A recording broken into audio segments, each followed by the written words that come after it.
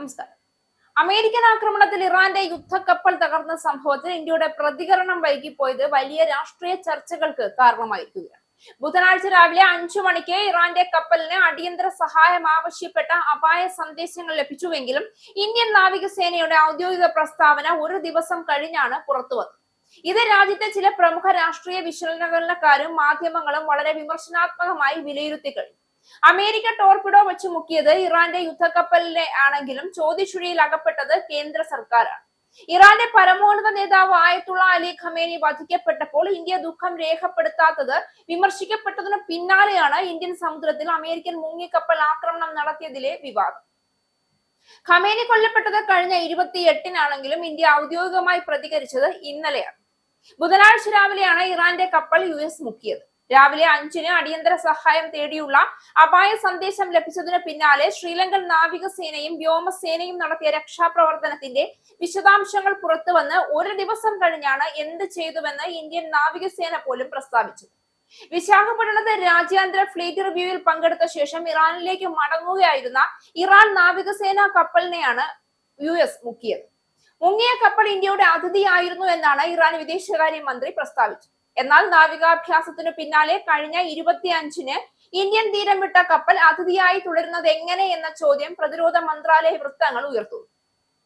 കപ്പൽ മുങ്ങുമ്പോൾ ഇന്ത്യ എന്തു ചെയ്തെന്ന ചോദ്യം ശക്തമായപ്പോഴാണ് ഇന്നലെ വൈകിട്ട് നാവികസേനയുടെ പ്രസ്താവന പുറത്തുവന്നത്. എന്നാൽ കപ്പലിനെ US ആക്രമിക്കുമെന്ന് ഇന്ത്യക്ക് വിവരം ലഭിച്ചിരുന്നോ എന്ന് കോൺഗ്രസ് മുൻ വിദേശകാര്യ സെക്രട്ടറിയുമായ കൻവൽ സിബൽ ഉൾപ്പെടെ പലരും ചോദ്യം ഉന്നയിച്ചു.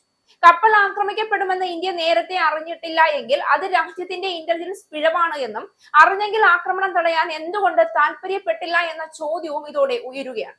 കഴിഞ്ഞ ഒക്ടോബർ 20-ന് INS വിക്രാന്തിൽ നാവികസേനയ്ക്കൊപ്പം ദീപാവലി ആഘോഷിച്ചപ്പോൾ പ്രധാനമന്ത്രി നരേന്ദ്രമോദി പറഞ്ഞത് ലോകത്തെ 66% എണ്ണ വിതരണ കപ്പലുകൾ ഉൾപ്പെടെ കടന്നുപോകുന്ന ഇന്ത്യൻ സമുദ്രത്തിന്റെ സംരക്ഷകരാണ് ഇന്ത്യ എന്നാണ്.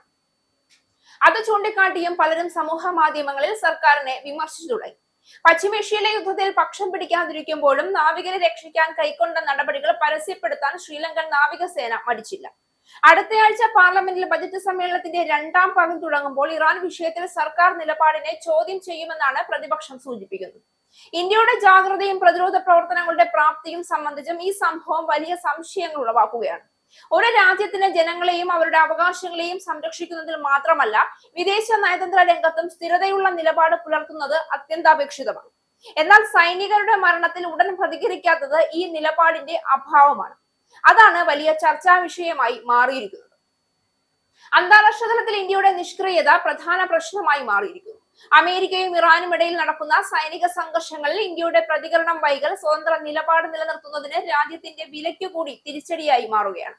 ദേശീയ സുരക്ഷയും ജനങ്ങളുടെ പ്രതിരോധ സുരക്ഷയും മുൻനിർത്തിയുള്ള നടപടികൾക്കായി കേന്ദ്ര സർക്കാർ തത്സമയം പ്രതികരിക്കേണ്ടതായിരുന്നു. ഇന്ത്യയും ഇന്ത്യൻ ജനതയും രാജ്യാന്തര സമൂഹവും പ്രതീക്ഷിക്കുന്നത് രാജ്യത്തെ രാഷ്ട്രീയ നേതാക്കൾ അന്താരാഷ്ട്ര സംഭവങ്ങളിൽ നേരിട്ട് വ്യക്തമായ നിലപാട് സ്വീകരിക്കുന്നതും ദേശീയ നിലവാരം നിലനിർത്തുന്നതും മുൻകൂട്ടി കരുത്ത് പ്രകടിപ്പിക്കുന്നതുമാണ്. എന്നാൽ ഇപ്പോഴത്തെ സാഹചര്യത്തിൽ കേന്ദ്ര സർക്കാരിന്റെ തുടക്കത്തിലെ ഈ മൗനം ഇന്ത്യൻ ജനതയുടെ സംശയങ്ങൾ ശക്തമാക്കുകയാണ്. ഇത് മോദി സർക്കാരിന്റെ പ്രതിനിധാനത്തിനെതിരെ മൗനത്തിന്റെ പിന്നിലെ കാരണം എന്ത് എന്നതിനുള്ള ചോദ്യങ്ങൾ ഉയർത്തിയിരിക്കുകയാണ്.